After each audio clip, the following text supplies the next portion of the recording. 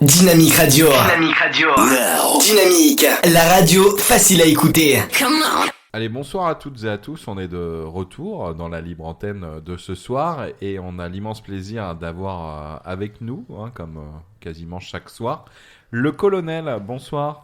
Le plaisir est pour moi. Bonsoir. Bonsoir le colonel. Bonsoir le colonel. Et alors, on vous a appelé colonel car on voulait avoir votre point de vue sur le conflit actuellement entre la Russie et l'Ukraine. Eh ben, Lucie et la Russie. Lucie, Ah, il faut commencer.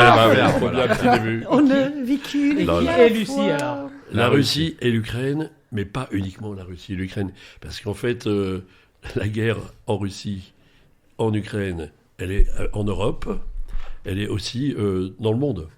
Et toutes les forces américaines en particulier se déploient actuellement en Europe à travers l'OTAN. Les armements vont également sur l'Ukraine, toutes les armes et munitions américaines, en très grande quantité. Et si cet armement continue à être diffusé, eh bien, il y aura toujours un conflit. La question se pose comme ça. Est-ce que, effectivement, on veut que le conflit continue, et qui veut que le conflit continue? Donc tu es en train de nous dire que finalement ça arrange les Américains et que le conflit perdure. Alors pourquoi ça arrange les Américains? C'est une bonne question. Et comment réagir par rapport à ça? Est-ce que ça arrange les Américains déjà? Mais moi, Est-ce que ça arrange les Américains? j'ai une question. Est-ce que, parce que Trump vient de passer là, il a gagné une petite partie de... Est-ce que ça va pas justement baisser cette crise avec la guerre en Ukraine et en Russie? Il y a de toute façon aux États-Unis des clans qui sont très marqués, avec des partisans, mais sur la politique internationale, il y a une certaine unité. Ouais. Et c'est vrai que les Américains, c'est deux choses, il ne faut pas oublier, il y a 50 ans, c'était la voix de l'Amérique. Bon. Et la voix de l'Amérique, ça a toujours été un message, les communistes, on n'en veut pas, on rejette les communistes, et derrière les communistes, il y a un amalgame avec les Russes. Et donc c'est assez facile, je dirais, pour l'homme politique américain, de faire dire aux Américains que les Russes, c'est dangereux. Sachant que les Russes sont dangereux, mais les Chinois peuvent l'être par la suite également. Exactement. Et puis les Indiens, et puis derrière d'autres puissances qui émergent. On voit l'Iran aussi qui pointe le nez du nucléaire. Donc il y a effectivement tout un tas de pays qui aujourd'hui sont en position d'observation. Le traité justement sur la prolifération, le traité de non-prolifération, donc le TNP, il est plus ou moins appliqué actuellement. Donc il y a aussi une dérive qu'on peut constater. Une dérive, donc pour le moment, la guerre profite en tous les cas à l'armement, à l'économie de l'armement. Complètement. Et l'économie de l'armement est tenue par les États-Unis, par les Américains, par les lobbies industriels, et pas que les Américains. Voilà. Il n'y a pas que les États-Unis qui donnent des armes à l'Ukraine. Hein. La France aussi. La France, il n'y a pas que l'Allemagne. les États-Unis ni la France. Il y a énormément de pays européens aussi. Hein. La France, surtout la Grande-Bretagne et les États-Unis. Et la France. Ouais, la France, c'est une goutte d'eau par rapport à ce que donnent les Américains. Oui, évidemment, en termes de budget, mais en termes d'implication dans le conflit, les Américains ne sont pas les seuls à fournir des armes. Exactement. Mais alors, en plus, ils fournissent des armes à l'Ukraine, mais pas que, à l'Allemagne aussi. C'est-à-dire que l'Allemagne achète ses avions de chasse aux États-Unis. Alors là, effectivement, il faut bien regarder ce qui se passe actuellement. C'est que régulièrement, les pays européens ont des avions de chasse et achètent une nouvelle génération. Et les Américains veulent absolument imposer le F-35 actuellement, comme ils avaient imposé le F-16 avant. Et la question se pose du pourquoi. Alors pourquoi ils veulent imposer le F-35 et pourquoi les Allemands ne disent pas non, pourquoi les Italiens ne disent pas non, alors qu'on a un accord qui a été passé au plus haut niveau de l'État entre le chancelier et le président de la République pour un avion de combat commun. Oui, en fait, ils nous ont fait un peu comme l'Australie, entre guillemets. Alors, a priori, c'est pas complètement fermé. Mais c'est vrai qu'aujourd'hui, il y a quand même... on achète américain. Un revirement. La question se pose, pourquoi? Et ça, c'est une question importante. Pour être protégé. Oui, mais par quoi? Par l'OTAN.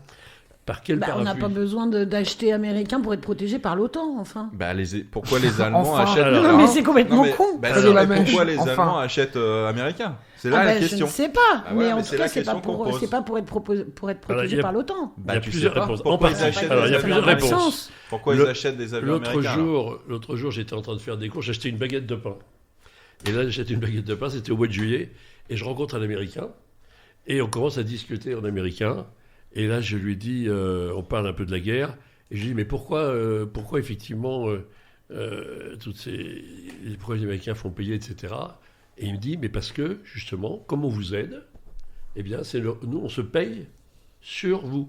C'est-à-dire que on vous demande, vous nous demandez de venir dans l'OTAN, vous voulez participer à l'OTAN, eh bien, vous devez donc acheter des avions américains, puisque nous, on vient vous aider. C'est une contrepartie. C'est la contrepartie. Et alors, là, il y a une deuxième contrepartie, il y a quand même un côté un petit peu de je veux avoir un pouvoir, et ça, c'est un petit côté quand même pas très bon. C'est que quel est le seul pays qui est indépendant au niveau de la puissance nucléaire? Alors, question. Quel est le seul pays qui est indépendant au niveau nucléaire? Les Américains. Les US. Alors, en Europe. La France. En Europe.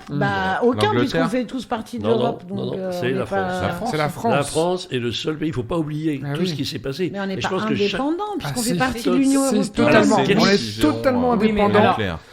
Oui, mais ça. Il te le dit. Tu vas pas. Moi, je te le dis. Non, mais moi, je te le dis aussi. J'ai travaillé dans le milieu. Mais la question, il n'y a pas d'armée européenne. Il n'y a pas d'armée européenne. Regarde, les porte-avions, ils sont français. Non, mais bien sûr, je sais bien qu'il n'y a pas d'armée européenne, c'est pas ça la question. Mais si, quand bien même, on met un scénario. Oui. On met un scénario. Si la France envoie un missile nucléaire sur la Russie. C'est la France. C'est la France. C'est pas l'Europe. Parce qu'effectivement, la France a une capacité de dissuasion qui est indépendante. Oui. C'est-à-dire que c'est la décision du chef de l'État pour défendre les intérêts fondamentaux de la nation. Tout à fait. Et donc, c'est clair que la différence, c'est que les Allemands, les Italiens, même les Anglais, ils achètent du F-35 parce que c'est la condition pour qu'ils puissent avoir la bombe atomique américaine qui dépend des Américains. Et donc, cette petite bombe atomique, qui n'est pas très puissante, mais enfin qui est quand même pas importante, elle ne peut être, je dirais, tirée qu'avec l'accord des Américains. Donc, tous ces pays-là qui achètent des F-35, ça leur fait plaisir d'avoir un avion sur lequel ils puissent dire « Ok, je vais pouvoir monter une bombe nucléaire », mais ils n'auront pas l'autorisation de le faire sans le code américain. Mais il n'y a aucun traité dans l'Union européenne qui implique le fait que si nous, la France, on envoie un obus nucléaire sur la Russie, les autres pays ne sont pas de façon conjointe forcément impliqués dans le truc. Il y a l'Union européenne, c'est impossible qu'il n'y ait pas au moins un article quelque chose. Il y a toujours eu une volonté de la France, je dirais, du général de Gaulle, de pouvoir avoir cette indépendance vis-à-vis des Américains, vis-à-vis des Russes, vis-à-vis des Chinois. Et il y a toujours une volonté politique également de construire l'Europe de la défense en proposant, je dirais, le parapluie nucléaire français. Ça, oui. Mais ça, pour l'instant, ça nécessite que chacun accueille cette démarche. Que chaque pays accueille cette démarche. Ouais, mais enfin, l'Union européenne, elle date pas d'hier. Justement, enfin, je sais pas, tu vas peut-être me contredire, colonel, vous allez peut-être me contredire. Si la France décide d'utiliser l'arme nucléaire, peut-être qu'il peut y avoir des sanctions de l'Union européenne, du coup, non ? Je pense qu'avant de parler avant de ça, d'en arriver là, il faut déjà entendre qu'est-ce que c'est que la dissuasion. Ouais. Il faut se poser la question, il faut que chacun entende qu'est-ce que c'est que la dissuasion. La dissuasion, c'est une situation, je dirais, de non-emploi. C'est-à-dire que c'est la menace un moyen de de quelque chose de tellement fort qu'on dit non, j'accepte de venir à la table de négociation, j'arrête les conneries, et parce que si je commence effectivement à bombarder avec des missiles stratégiques, avec des avions à long rayon d'action, etc., avec des missiles, eh bien, à ce moment-là, c'est destruction. Et alors là, je vais malheureusement dire quelque chose qui est quand même important, c'est qu'effectivement, si un certain nombre de personnes veulent qu'il y ait effectivement un changement de climat, c'est la seule solution. Alors je plaisante à peine. C'est-à-dire que si, malheureusement, on va à un bombardement nucléaire sur le monde entier, il y a plusieurs années où, effectivement, il y a une réduction je dirais, au niveau de la couche stratosphérique, de la capacité du Soleil, et donc il y a un refroidissement de la Terre. Ça, c'est un autre sujet, colonel. Revenons à ce qui se passe en Ukraine. Alors, ce sujet sur la capacité de dissuasion, les Russes sont très prudents. Les médias occidentaux font croire que les Russes vont demain utiliser, je dirais, de la bombe nucléaire tactique, vont utiliser des missiles tactiques, etc. Ou des bombes sales, etc. Moi, c'est pas ce que je sais, c'est pas ce que je vois, c'est pas ce que j'observe. Depuis le début du conflit, les Russes sont extrêmement prudents. Enfin, c'est quand même eux qui menacent de façon ouverte et claire, ne serait-ce qu'à la télévision russe. Non, à la télévision russe. Quelle menace? De se servir soit de bombes toutes salles, les armes, soit de bombes nucléaires. toutes les armes disponibles et de manière à faire face à ce qui se passe actuellement. Ça, ils le disent, mais ils n'ont jamais utilisé le mot nucléaire. Ah si. Alors Non, là, non. je suis désolé. Non, non. Ah bah si, à la télévision russe, si. Ah, mais t'as je les te retrouve journalistes. des extraits. Hein. Mais moi, je parle des autorités politiques. Ah non, des moi je ne parle pas politiques, d'autorité Je politique. parle des Non, non, autorités je te parle pas politiques. Jamais, d'autorité non, politique. ils ont jamais Ensuite, prononcé le mot nucléaire, effectivement. tous les médias qui font tout un buzz, tout le buzz des médias, c'est autre chose. Ouais, mais c'est des clairement, médias russes. C'est des médias russes. Là encore, ça fait partie du jeu. Il y a toute une animation qui se fait au niveau politique, au niveau médiatique, au niveau social aussi, pour rassurer les uns, pour inquiéter les autres. Donc il y a un jeu, il faut bien voir que Et qui est champion du monde actuellement du jeu d'échecs? Les Russes. Les Américains.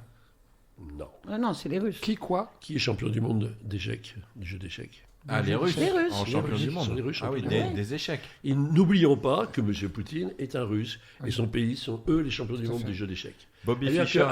avant de C'est un tirer- triche. Ouais, mais il trichait. avant de jouer un cavalier ou avant de jouer une tour, ou même avant de jouer avec un fou, eh bien, Poutine est quelqu'un qui Ah bah il a toute plusieurs l'équipe. jeux d'échecs en Et- avant, et- bien sûr. il réfléchit à ce qu'il fait. Bien sûr. Il envoie pas Et des ça, missiles, malheureusement, les médias occidentaux, et européens, français, etc., n'ont pas tout à fait perçu ça, quoi. Et Poutine, beaucoup de médias justement disent que Poutine est dans le temps long.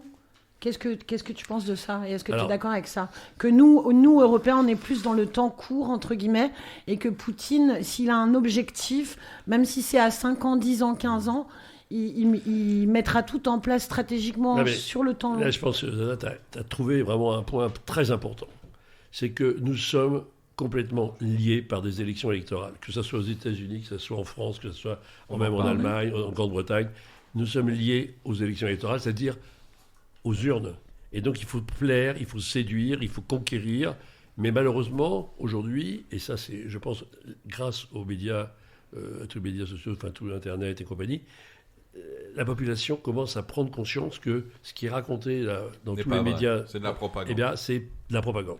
Et ça, je pense qu'aujourd'hui, il y a une prise de conscience qui est en train de se faire, parmi les jeunes en particulier, que ce qui est dit dans toutes les télévisions, à tout bout de champ, LCI, BFM, etc., et je me permets de les citer, j'ai encore écouté BFM aujourd'hui, mais pour quelqu'un qui est au courant de la situation, pour quelqu'un qui voit ce qui se passe vraiment sur le terrain, eh bien, on est loin de la réalité. Ouais, mais Loin de la réalité. On raconte des histoires fausses. J'ai entendu aujourd'hui quelqu'un, je peux même donner son nom, Ouais. qui est quand même très connu dans le milieu aéronautique et dans le milieu maintenant de la guerre et du conflit en Ukraine, donc Xavier Titelman, qui dit une victoire des Ukrainiens sur Kharkov, les Russes sont complètement défaits, etc. Mais affirmer de telles choses, moi je vous donne tout de suite les éléments qui prouvent le contraire. Entre le mois de juin 2022 et aujourd'hui, il y a eu 12 attaques ukrainiennes pour essayer de conquérir Kharkov. Ces 12 attaques ont toutes échoué. Toutes. Il y a eu 12 attaques depuis le mois de juin. Aucune de ces attaques n'a réussi. Et bien là, on parle d'une victoire. Non, il s'est passé autre chose. C'est que dans la stratégie de Poutine, qui d'ailleurs reconnaît que Kharkov est toujours russe, eh bien, comme c'est de l'autre côté du Dniepr, Oui. Oui. et que effectivement c'est bientôt l'hiver, eh bien, il préfère se retirer, et il l'a fait dans le bon ordre. La population qui est pro-soviétique, pro-russe dans cette région, pour des raisons historiques, eh bien, il leur a dit, si vous voulez venir, vous venez, si vous voulez rester, vous restez. Et une partie qui était pro-ukrainienne est restée, et il n'y a pas eu d'obligation faite aux gens de partir. Et on entend sur la radio, la télévision et sur d'autres médias, ah, c'est inadmissible, ils ont été contraints, ils ont été forcés de partir. C'est complètement faux, complètement. Et la réalité, c'est quoi? C'est que demain, la ville, effectivement, de Kharkov a été libérée, entre guillemets.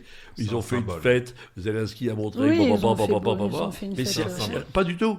C'est 12 défaites des Ukrainiens pour conquérir la ville, et les Russes qui se retirent, qui transfèrent des troupes, parce que c'était pas bien pour eux, dans ces circonstances, à la fois météorologiques et tout, et préparant l'hiver, de garder des troupes à cet endroit-là. Il vaut mieux être de l'autre côté du Dniepr, et là, les Ukrainiens n'iront pas, pour l'instant. Oui, pour l'instant, oui, tout à fait. Voilà. Et puis, il faut se poser des questions. Je pense que tout le monde, les jeunes, les moins jeunes, doivent se poser des questions. Si j'étais un chef de guerre, et si je voulais vraiment faire toutes ces conquêtes-là, et si je voulais dessiner une frontière, qu'est-ce que je ferais par rapport à cette région?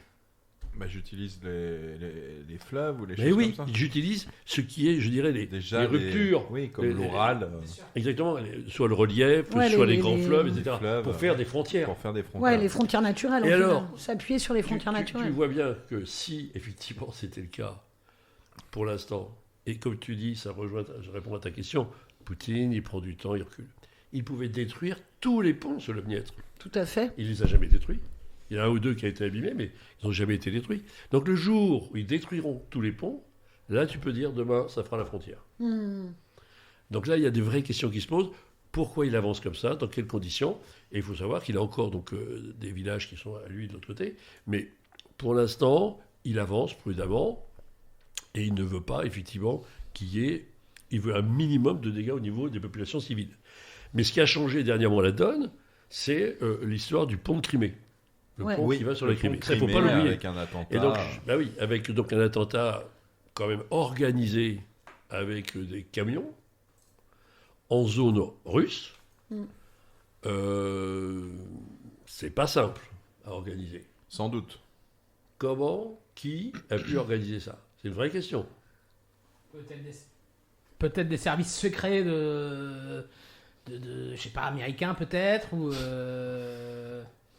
alors ou des européens, ou infiltrés. russes, ou... Ah ben, ils ont pu infiltrer effectivement des Russes qui n'en étaient pas, ou je veux dire, ou des Russes qui étaient payés pour ça. Il ne Oui, faut pas aussi. oublier qu'effectivement, il y a eu un certain nombre de réfugiés de Géorgie, de Tchétchénie, etc., qui ne sont plus dans ces pays-là et qui peuvent servir Mais est-ce pour que être ça a eu un des impact instruments. Est-ce que ça a eu un impact sur le déroulement du conflit? Bah, disons que c'était quand même une voie de ravitaillement de la logistique Bah oui. pour les Russes. Bah oui. Maintenant, c'est pas la seule, c'est vrai, mais surtout, c'est déterminant, je pense, sur... On est dans l'ordre du symbole, on encore blesse, une fois. on blesse, je dirais, l'âme russe en touchant à la Crimée. Et là, ça a été un point. Il a dit attendez, là, vous allez trop loin. Et à partir de là, il a commencé à faire des tirs donc, de missiles hypersoniques. Mais est-ce que des fois, c'est pas eux qui se tirent qui se tirent dans le pied volontairement de pouvoir derrière avoir derrière une très bonne technique question. C'est une stratégique très bonne d'attaque question. en se disant vous nous avez touché, le pont de Crimée c'était à nous, vous nous avez touché, donc du coup moi je déclenche mes missiles quoi. Moi, il se trouve que j'avais Parce que Poutine visionné est à l'origine il y a environ, de ça. il y a 4 mois, j'avais visionné déjà des images montrant des tirs ukrainiens qui visaient le pont à certains endroits. Alors, Donc pour toi ça ne fait pas de doute, bah, c'est les Ukrainiens. je ne sais pas que ça ne fait pas de doute. On peut toujours se poser des questions. En tous les cas, il est clair que ça crée un stade nouveau. Et, Oui, les oui, dans le missiles, conflit. et les missiles en Pologne, alors, t'en penses quoi? Alors, les missiles... Parce que d'abord, ça, c'est une sacrée question aussi. Alors ça, c'est les S-300. Donc ça sont des missiles russes qu'utilisent les Ukrainiens. Et aujourd'hui, il faut savoir que la France, pas l'Allemagne, mais la France, seul pays européen, a un système de surveillance également de ce qu'on appelle des plumes. Ça vous dit quelque chose, des plumes? Pas du tout. On tire une fusée. Alors vas-y, explique. C'est des miels.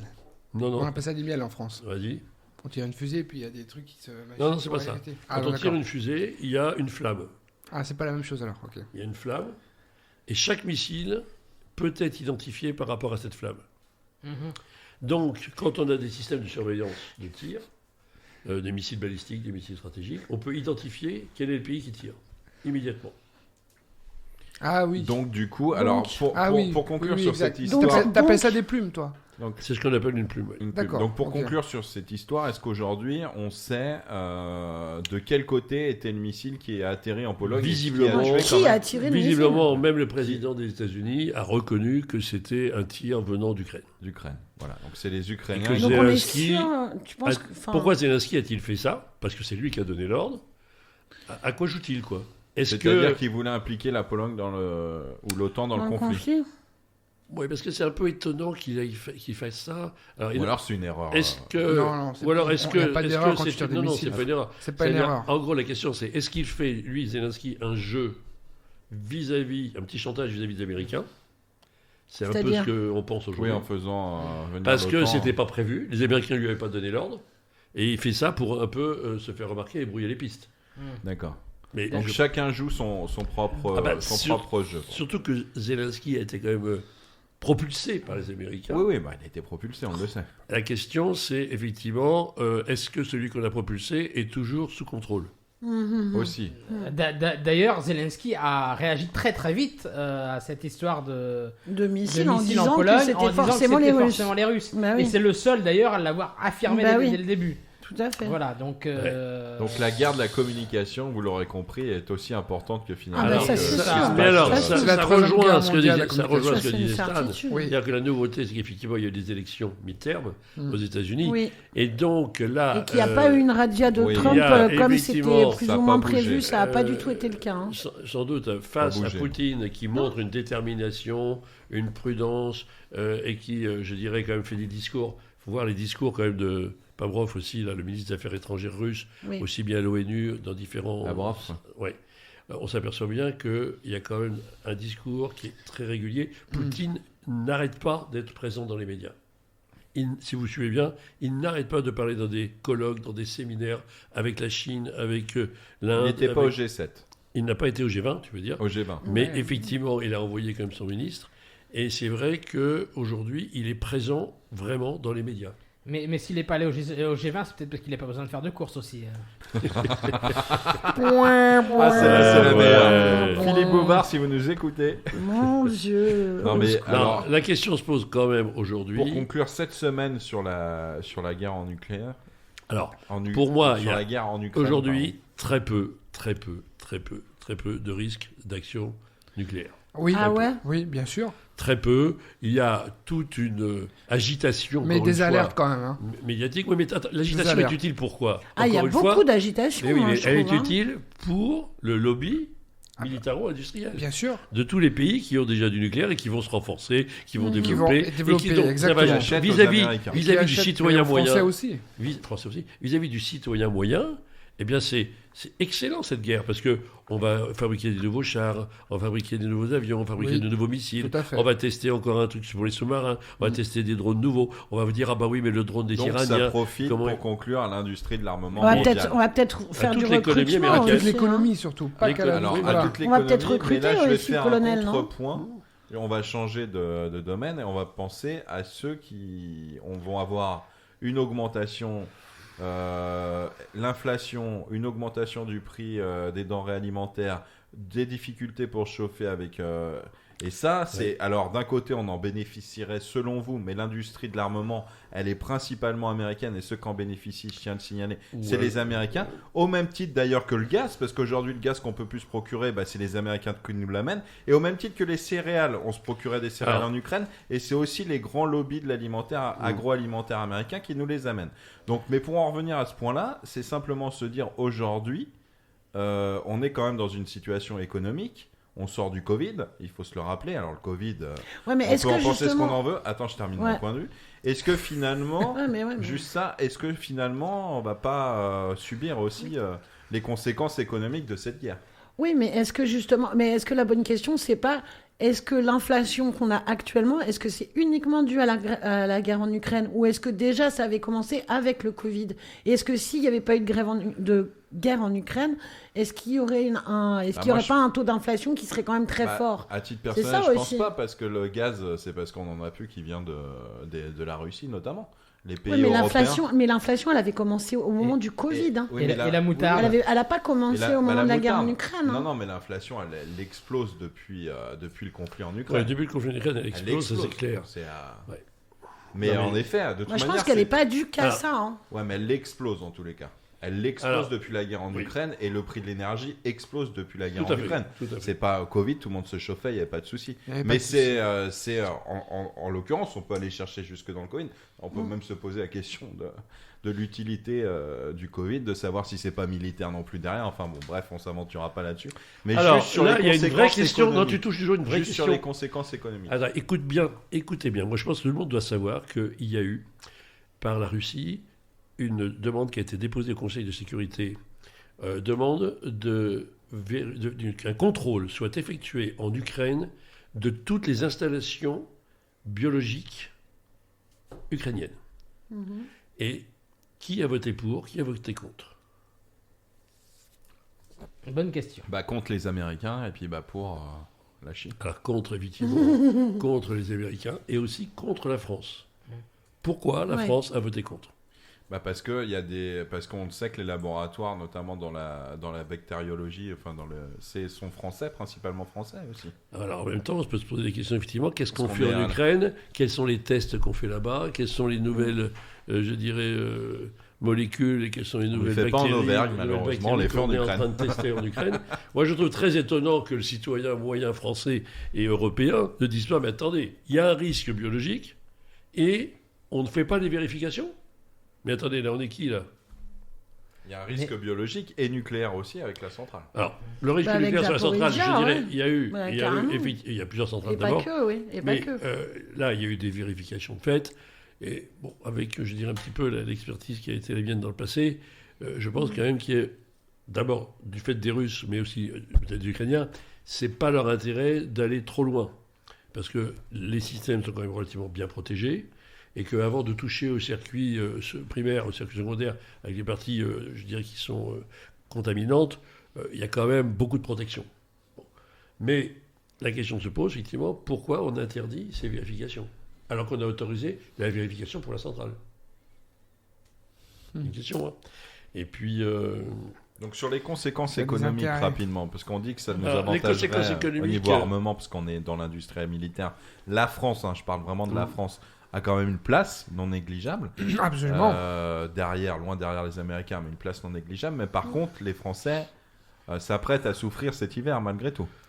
C'est une bonne question. C'est une bonne question. C'est déjà le cas. Depuis quelques semaines. Ça veut dire aussi quel est le parc, je dirais, électrique français. Il faut savoir qu'on est quand même avec une grande chance, c'est qu'on a effectivement un parc nucléaire qui est relativement important, qui permet d'avoir une certaine autonomie.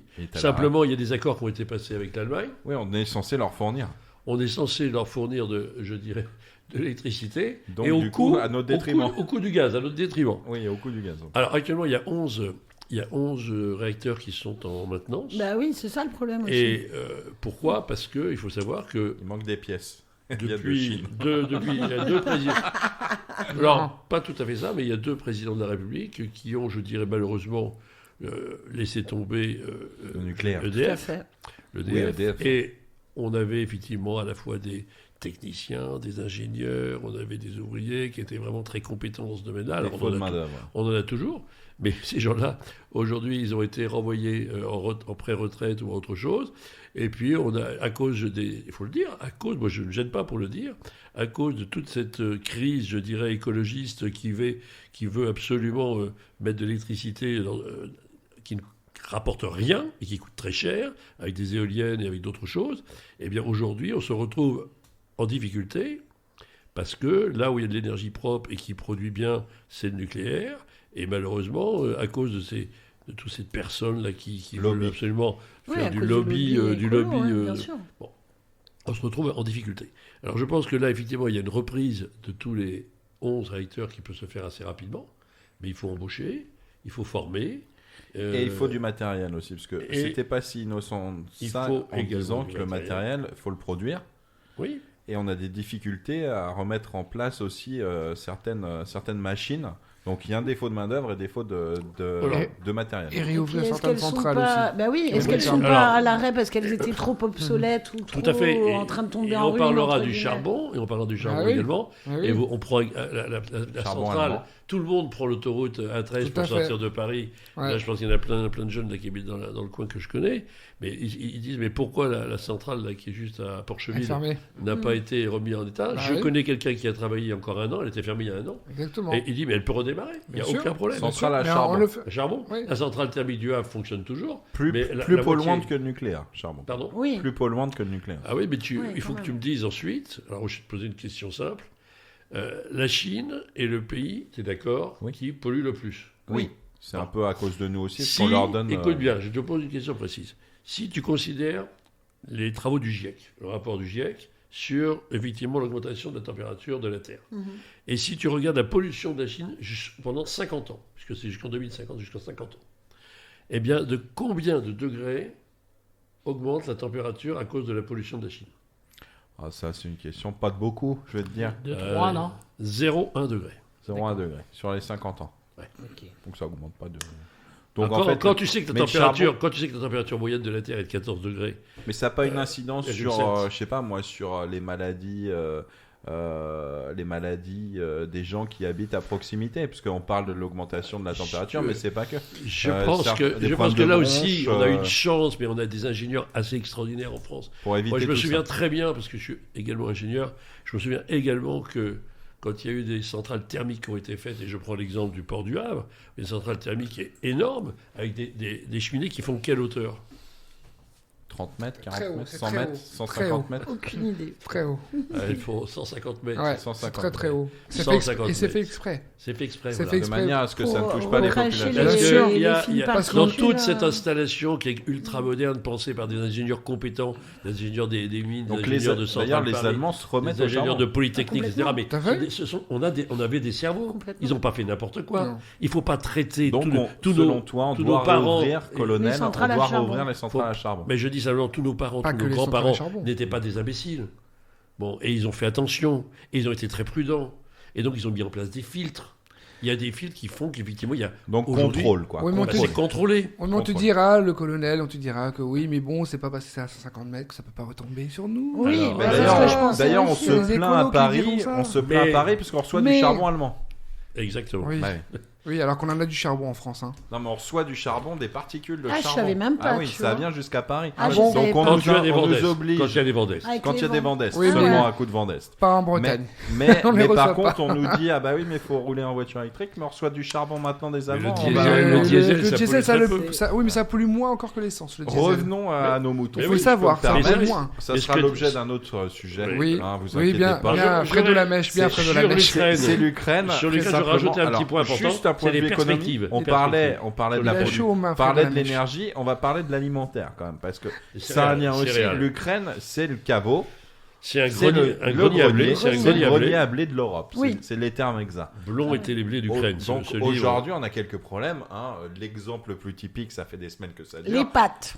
Alors les pâtes, ça va. Il en L'augmentation reste. des pâtes. Alors l'augmentation du prix, mais surtout plus de moutarde, par exemple. Oui. C'est-à-dire que la Aussi. moutarde de Dijon, la Ouais. bonne moutarde de Dijon, Et ben, elle est faite faite- en Ukraine. bah, elle était, je sais, en tout cas, les grains venaient d'Ukraine parce que nous Ouais. n'avons plus de moutarde. Et pourquoi, à Ukra- votre avis Alors, les Et graves pourquoi, à votre d'Ukraine, avis peut-être, mais aussi du Canada. Bien sûr. Et Oui, puis aussi après, du il y a des Canada. ruptures. Bon. Et Non, moi, mais je- pourquoi Parce plus qu'on de moutarde délocalise tout. On délocalise tout. Moi, je mais- suis très surpris, mais ta question est pertinente. Hein. Je suis très surpris. J'ai une Allemande qui est professeure, là, que je connais bien, et qui est donc retournée en Allemagne au moment de la crise sur la moutarde.